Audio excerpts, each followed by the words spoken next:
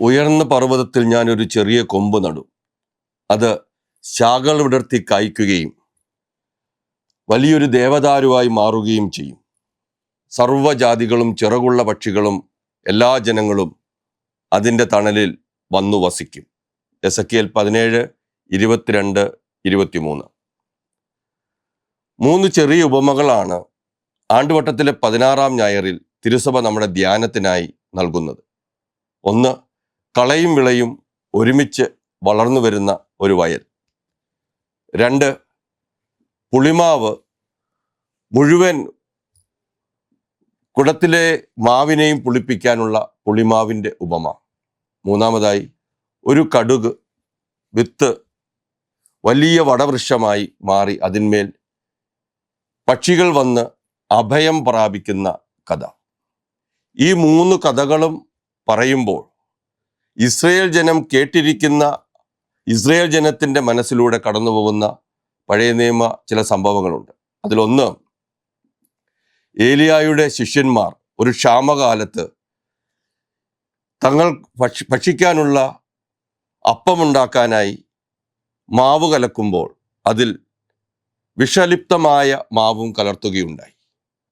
അതിലേക്ക് ഒരല്പം മാവിട്ട് ആ വിഷലിപ്തമായ മാവിനെ ഭക്ഷ്യയോഗ്യമാക്കുന്ന ഏലിയായുടെ കഥ രാജാക്കന്മാരുടെ പുസ്തകത്തിൽ നാം വായിക്കുന്നു.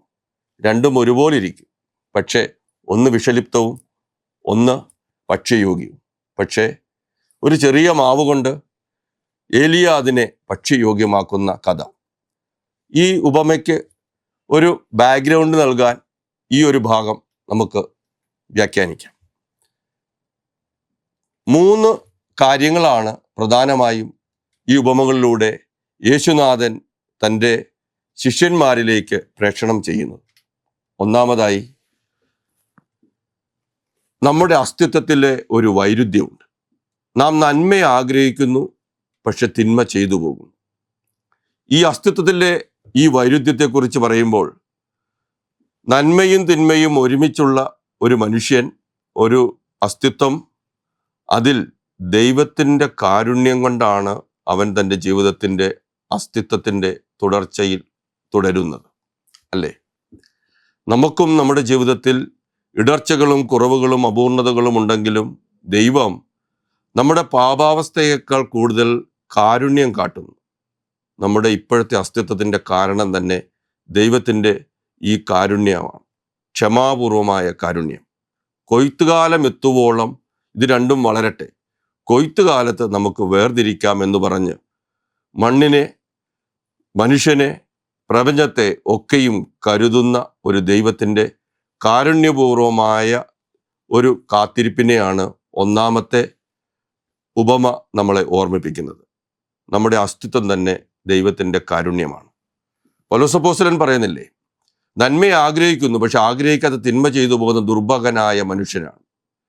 ക്രിസ്തുവിൻ്റെ ജന്മം വരെ ചരിത്രത്തിൽ രൂപരഹിതവും അന്ധകാരാവൃതവുമായിരുന്ന കാലഘട്ടത്തിൽ നമുക്ക് മനസ്സിലാകും, ദൈവത്തിൻ്റെ പദ്ധതികൾ മനുഷ്യന് മനസ്സിലാകാത്ത വിധം ദുർഗ്രഹമായിരിക്കവേ അത് വെളിപ്പെടുത്താനായി ക്രിസ്തു എന്ന തൻ്റെ പുത്രനെ ഈ മണ്ണിലേക്ക് അയച്ചു.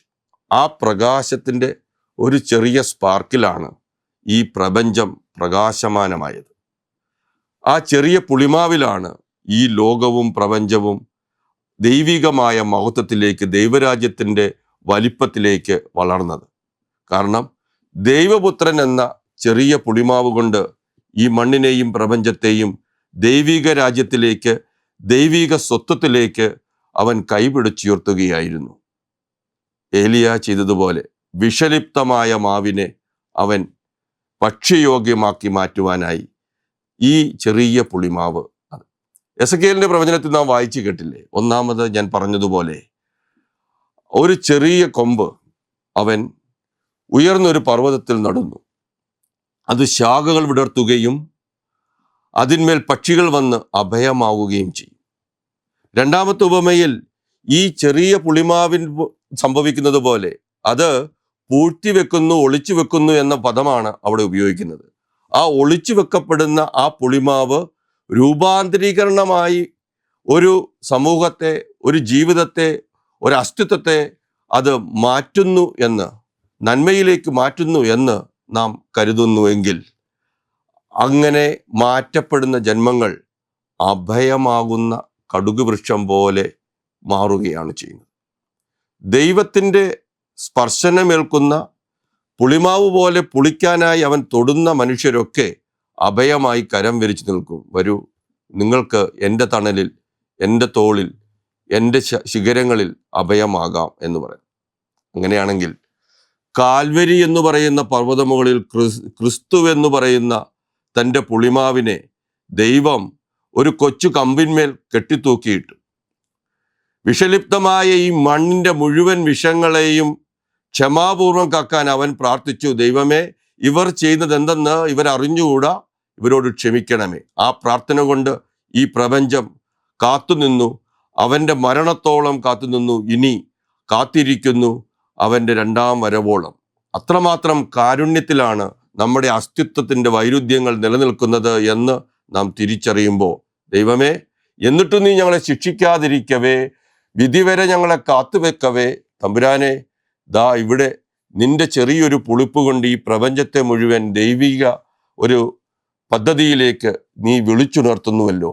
ദൈവരാജ്യത്തിൻ്റെ രഹസ്യങ്ങളിലേക്ക്, അതിൻ്റെ നിഗൂഢതകളിലേക്ക് ഞങ്ങൾ കൂളിയിടാനായി നീ ഒരു ശക്തി, ആത്മാവിൻ്റെ ശക്തി തരുന്നു.